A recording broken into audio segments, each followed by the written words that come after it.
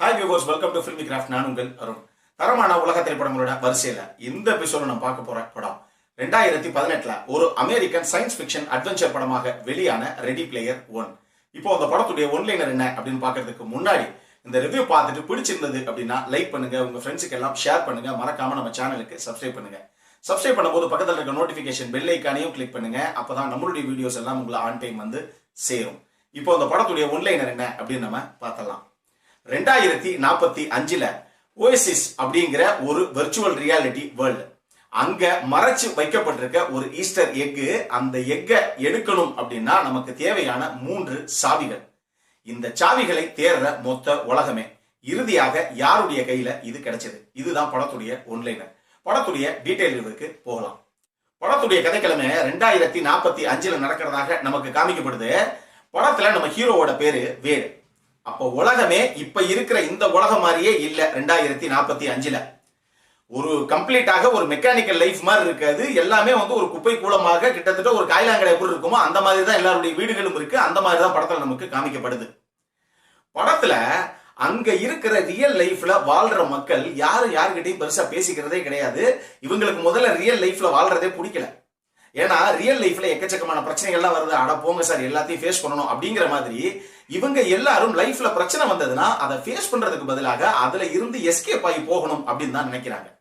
சரி, இவங்க எஸ்கேப் ஆகி போகணும்னு நினைக்கிறாங்கல்ல, அது எங்க போகணும் அப்படின்னு நினைக்கிறாங்கன்னா ஓயசிஸ் அப்படின்னு சொல்லி ஒரு வெர்ச்சுவல் ரியாலிட்டி வேர்ல்ட் இருக்கு. காலையில எல்லாரும் எந்திரிச்ச உடனே ஒரு காகல்ஸ் எடுத்து அப்படி போட்டுக்கிறாங்க. கண்ணில் போட்டுட்டாலே ஸ்ட்ரைட்டவே இவங்க அது ஒரு ரியாலிட்டி வேர்ல்ட், ஒரு வெர்ச்சுவல் ரியாலிட்டி வேர்ல்ட் அப்படிங்கறதுனால ஸ்ட்ரைட்டவே அதுக்குள்ள போயிடுறாங்க. இவங்களோட லைஃபையே காலையில எந்திரிச்சு நைட்டு தூங்குற வரைக்கும் அந்த வெர்ச்சுவல் ரியாலிட்டி வேர்ல்டுக்குள்ளதான் வாழ்றாங்க. நான் கேட்டா அங்கதான் நான் சாப்பிட்டேன், அங்கே நண்பரை சந்திச்சேன் அப்படிங்கிறாங்க. அது எல்லாமே வெறும் அந்த வெர்ச்சுவல் ரியாலிட்டியில இருக்கிற அந்த கதாபாத்திரங்களை தான் அவங்க சந்திக்கிறாங்க. இந்த ஓயசிஸ் அப்படிங்கிற இந்த வெர்ச்சுவல் ரியாலிட்டி வேர்ல்ட கண்டுபிடிச்சது ஜேம்ஸ் ஹாலிடே அண்ட் மேரோ அப்படிங்கிற 2 பேர்.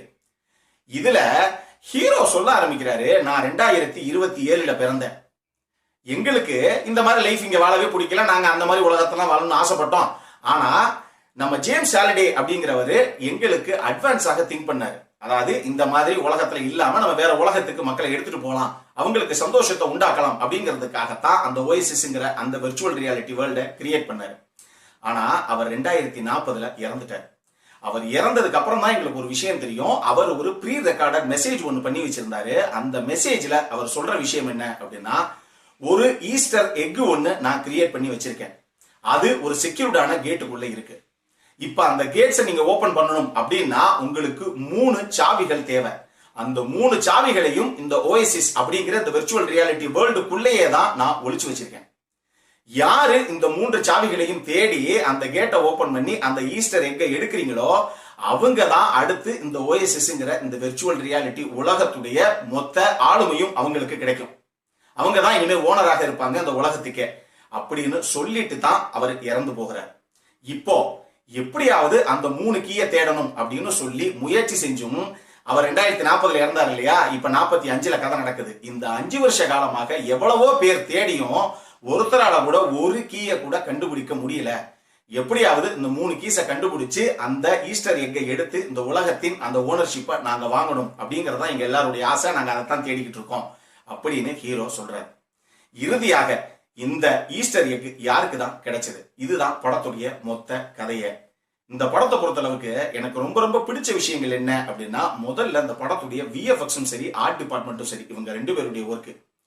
இந்த படத்துடைய விஎஃப்எக்ஸ் நீங்க பேசணும் அப்படின்னா கிட்டத்தட்ட 95 இருந்து 98% படமே கம்ப்ளீட் விஎஃப்எக்ஸ்ல பண்ணப்பட்ட ஒரு படம். அதுவும் இது ஒரு ஸ்டீஃபன் ஸ்பீல்பர்குடைய படம். 1971 டுவல்ங்கிற அவருடைய முதல் படம் ரிலீஸ் ஆச்சு. அந்த படத்துல இருந்து இவர் இப்ப கடைசியா எடுத்துக்கிட்டு இருக்க இந்த படம் வரைக்கும் எல்லா படங்களுமே மிக பிரம்மாண்டமாக ஒரு மிரட்சியை ரசிகர்களுக்கு உண்டாக்குன படங்கள்.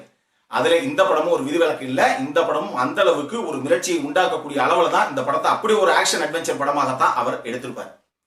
2வது விஷயம், இந்த படத்துடைய இந்த விஎஃப்எக்ஸ் ஷாட்ஸ்ங்கிறத அவங்க எந்த அளவுக்கு வச்சிருப்பாங்க அப்படின்னா, இந்த ஓயசிஸ் அப்படிங்கிற அந்த உலகத்துக்குள்ள போறாங்க இல்லையா, போகும்போது ஹீரோ சொல்லுவாரு, அதனுடைய ஸ்பெஷாலிட்டி என்ன தெரியுமா? ஏன் தெரியுமா எல்லாரும் அந்த உலகத்திலே வாழணும்னு நினைக்கிறாங்க? நீங்க சர்ஃபிங் பண்ணணும் அப்படின்னு நினைச்சீங்கன்னா உடனே நீங்க அங்க சர்ஃப் பண்ணலாம். நீங்க விளையாடணும் அப்படின்னு நினைச்சீங்கன்னா உடனே நீங்க அங்க விளையாடலாம். நீங்க பிரமிடுல போய் ஸ்கர்ட்டிங் பண்ணணும் அப்படின்னு நினைச்சீங்கன்னா அங்க உடனே ஸ்கர்ட் பண்ணலாம் அப்படின்னு பல விஷயங்களை அவர் சொல்லுவாரு.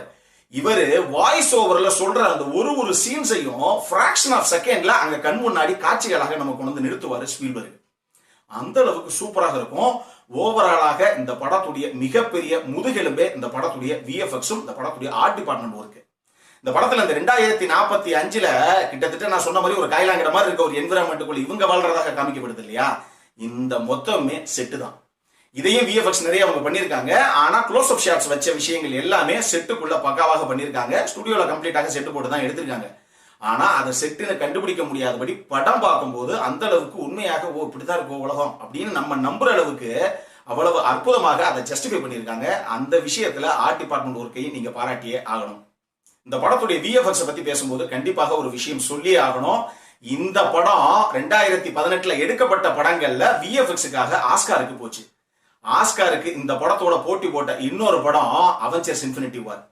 ஆனா அதுல பெரிய காமெடி என்ன அப்படின்னா, இந்த 2 படத்துக்கும் பெஸ்ட் விஎஃப்எக்ஸ்க்கான அவார்டு கிடைக்கல. ஆனா வாங்கின படம் எது அப்படின்னா ஃபர்ஸ்ட் மேன். ஆனா ரெடி பிளேயர் 1ம் சரி, அவெஞ்சர்ஸ் இன்ஃபினிட்டி வாரும் சரி, இது ரெண்டுமே விஎஃப்எக்ஸ் அற்புதமாக செய்யப்பட்ட படங்கள் தான். மூணாவது, இந்த படத்துல எனக்கு ரொம்ப ரொம்ப பிடிச்ச விஷயம், இந்த படத்துடைய கதைக்களம் நகர நகர திடீர்னு ஒரு கதாபாத்திரம், இந்த ஷைனிங்கிற ஒரு படம் இருக்கு, நீங்க பாத்திருக்கீங்களா, அது பயங்கரமான பேய் படமாமே அப்படின்னு சொல்லுவார்.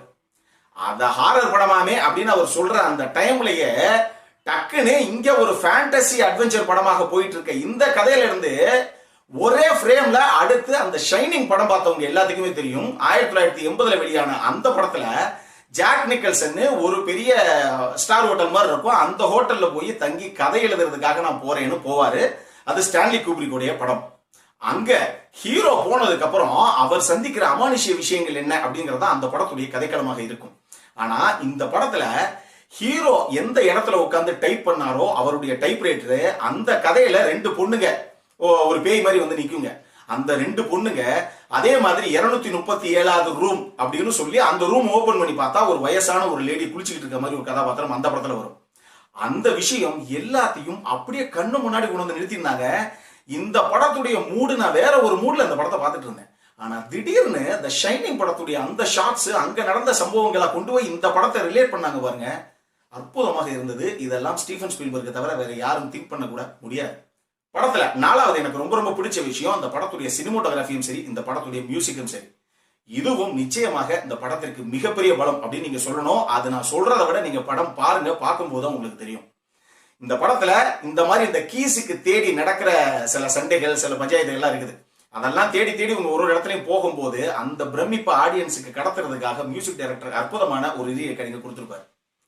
அடல் கண்டென்ட்டை பொறுத்த அளவுக்கு இந்த படத்துல எந்த விதமான அடல் கண்டென்ட்டும் கிடையாது. நீங்க ஒரு அட்வென்ச்சர் இல்ல ஃபேண்டசி படங்கள்லாம் ரொம்ப விரும்பி பார்க்கக்கூடிய ஆட்களாக இருந்தீங்க அப்படின்னா இந்த படம் நிச்சயமாக உங்களை கவரும், அதுல சந்தேகமே வேண்டாம்.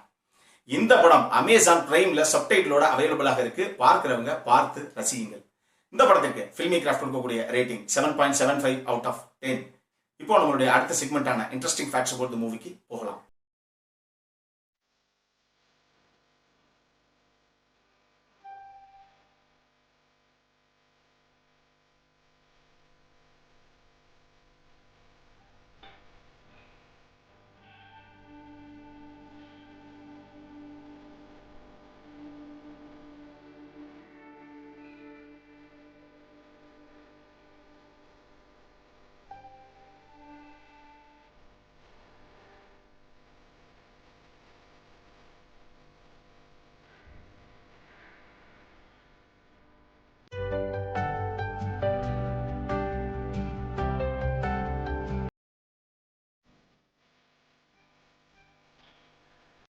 இந்த வீடியோ பிடிச்சிருந்ததுன்னா லைக் பண்ணுங்க, ரொம்ப பிடிச்சிருந்ததுன்னா உங்க ஃப்ரெண்ட்ஸ் எல்லாத்துக்கும் ஷேர் பண்ணுங்க. உங்களுடைய கருத்துக்கள் ஏதாவது இருந்தது அப்படின்னா கீழே இருக்க கமெண்ட் செக்ஷன்ல எங்களுக்கு தெரிவிங்க. வீடியோவை க்ளோஸ் பண்றதுக்கு முன்னாடி சப்ஸ்கிரைப் பண்ணுங்க. சப்ஸ்கிரைப் பண்ணும்போது பக்கத்துல இருக்க நோட்டிபிகேஷன் பெல் ஐக்கானையும் கிளிக் பண்ணுங்க. அப்பதான் எங்களுடைய வீடியோஸ் எல்லாம் உங்களை ஆன் டைம் வந்து சேரும். இதே மாதிரி இன்னொரு உலகத்தரமான படத்தோட அடுத்த முறை உங்களை சந்திக்கிற வரைக்கும் it is Arun signing off. By.